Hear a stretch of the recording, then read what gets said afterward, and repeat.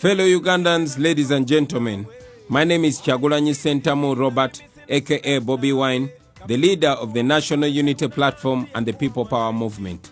I salute you and I thank you for everything you continue to do to build our nation. Today, I want to once again directly address the men and women in uniform, the UPDF soldiers, the police officers, the prison officers, and the intelligence services.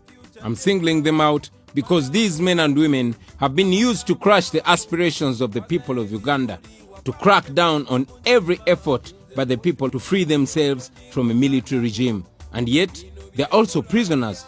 In fact, in many ways, they are worse prisoners than the rest of us. Sometimes when you meet them in private, even after they've manhandled you following orders from above, they will encourage you to continue fighting for them and for the nation.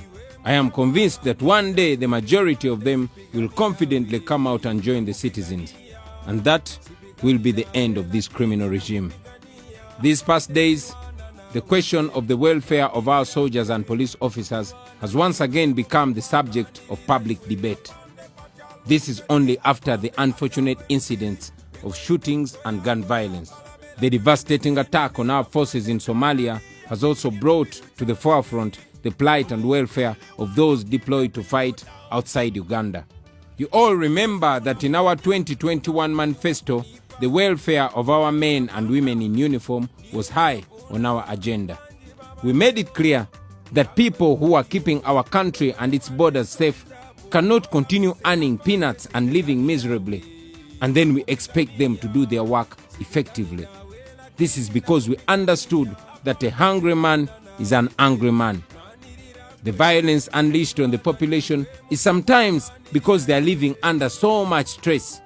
They tend to transfer their anger from a system that does not work for them and offload it on the innocent citizens that are trying to free everybody, including themselves, from this oppression.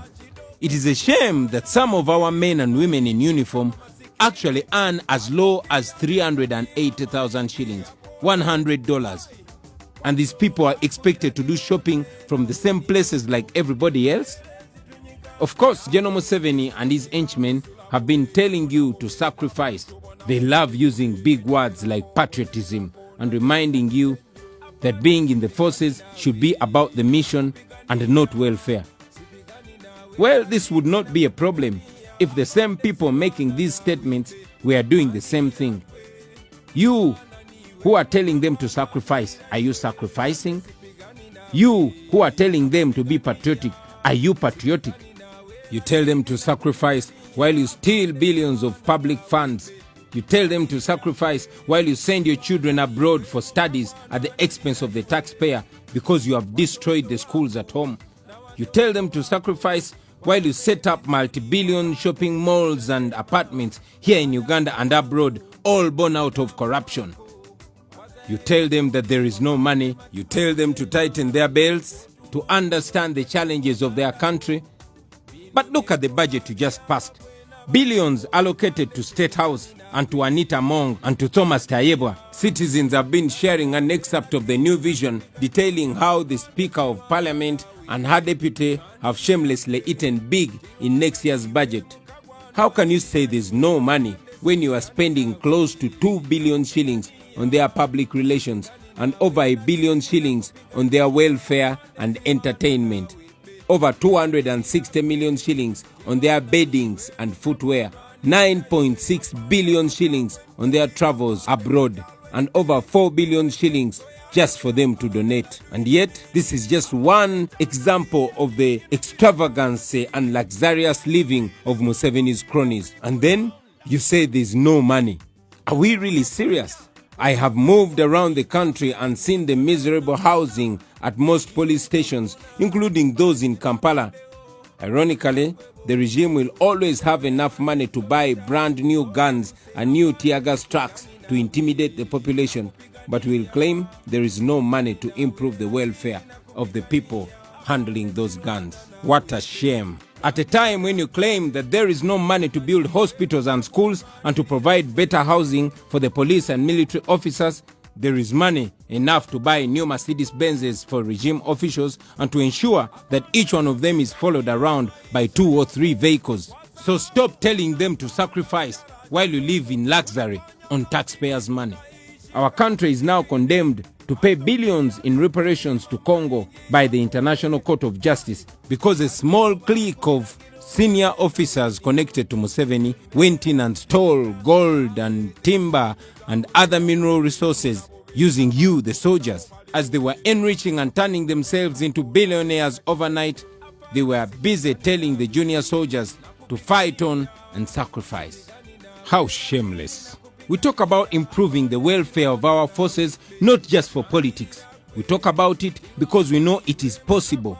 We have enough resources to ensure that they are paid better and live in dignity if we have our priorities right. We have questions about the classified expenditure, almost 3 trillion every year. What does that money do apart from siphoning it and using it for patronage?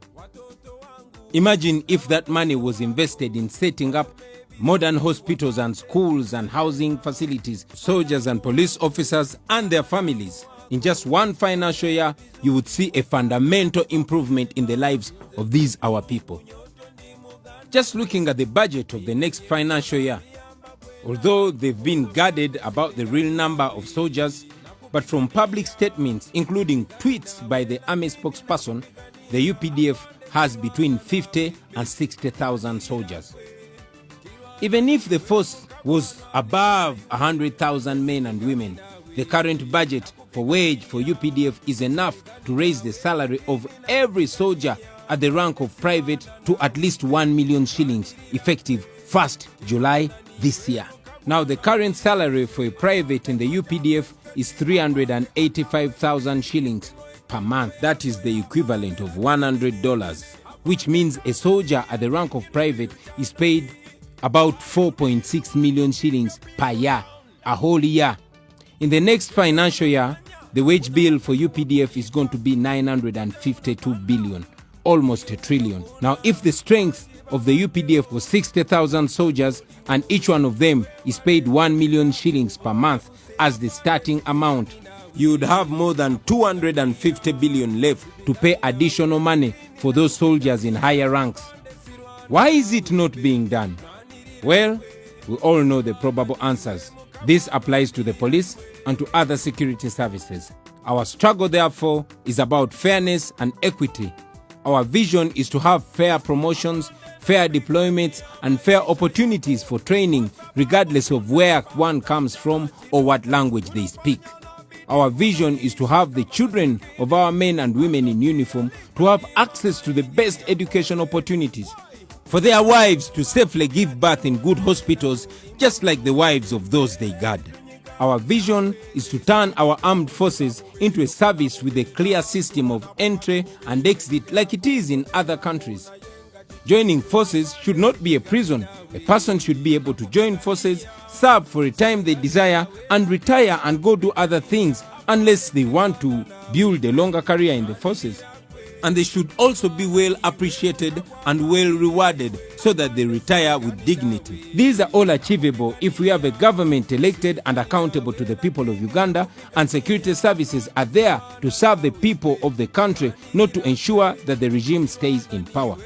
Therefore, I appeal to you all, brothers and sisters, to reflect about these things, to think about them, and to work towards the economic, social and political freedom of every citizen, and not just a few.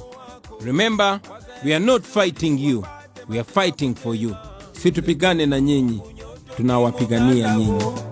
Bino byenkola biyamba gwe n'abantu bo. Afande sipigani nawe, nakupigania.